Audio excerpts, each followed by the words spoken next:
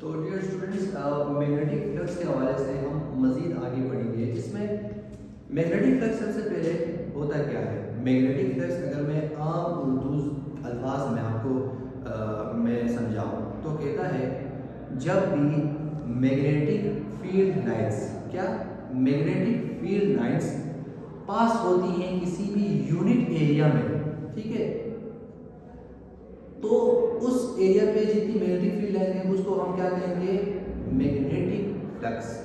Mathematically हम कैसे समझेंगे, मैथमेटिकली कहता है कि आपका scalar product of magnetic induction B and the unit area A is called magnetic flux.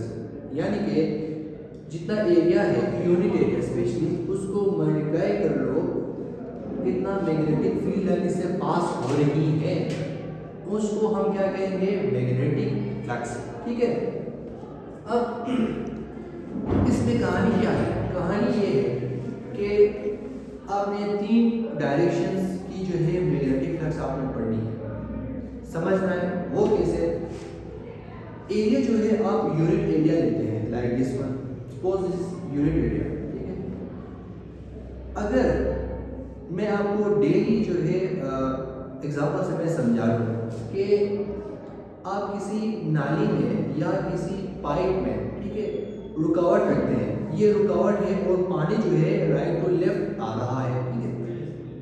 अब आप मुझे बता दें कि जब मैग्नेट वाटर जो है राइट टू लेफ्ट जा रहा है और आपने रुकावट यूं डाली है बिल्कुल उसके परपेंडिकुलर, ठीक है, तो क्या होगा कि पूरी सरफेस एरिया में इसमें फोर्स लगेगा, रुकावट होगी, जिसकी वजह से मैग्नेटिक वाटर जो है वो पास नहीं होगा। लेकिन अगर आप इसको यूं रखते हैं तो आपका जो पानी है बगैर किसी रुकावट के वो आगे की तरफ जाएगा।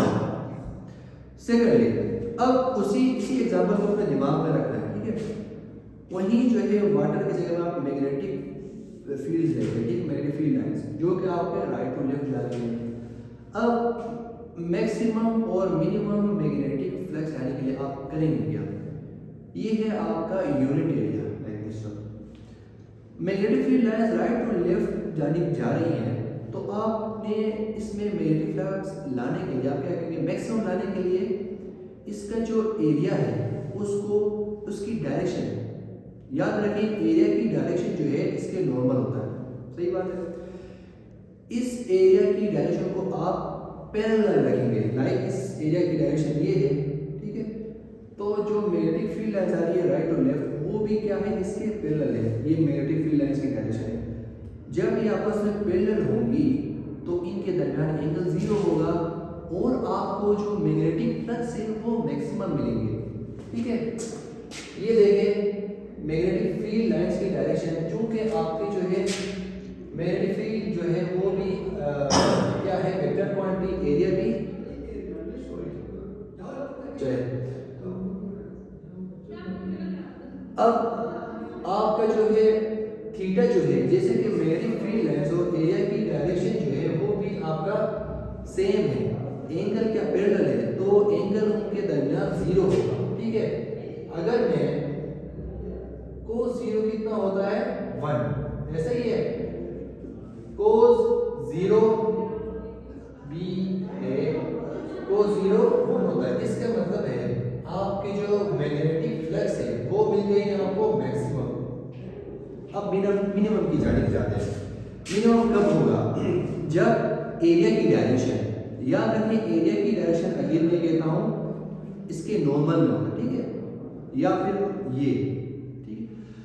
अब इस एरिया की डायरेक्शन अगर हो परपेंडिकुलर, क्या एरिया की डायरेक्शन हो परपेंडिकुलर, ये लाइक दिस वन, और मैग्नेटिक फील्ड जो है राइट टू लेफ्ट आ रही है, तो आप देख सकते हैं कि बहुत ना के बराबर इसमें क्या कहते हैं, मैग्नेटिक फील्ड जो है स्ट्राइक कर लेंगे, जिसकी वजह से मैग्नेटिक फ्लक्स इस एरिया पे कितना होगा, 0 होगा। क्यों होगा, इसकी एंगल आप देख सकते हैं, एरिया की डायरेक्शन ऊपर की जानिब, मैग्नेटिक फील्ड की डायरेक्शन राइट टू लेफ्ट, तो एक 90 का एंगल बन रहा है। अब आप खुद जो है cos 90 करके देखिए, cos 90 कितना होता है, 0, 1 cos 90 जब परपेंडिकुलर हो तो उनके दरमियान एंगल 90 होगा और cos 90 किसके बराबर होता है 0 और फ्लक्स जो है ये होगा 0 890 एंगल पर। Thank you.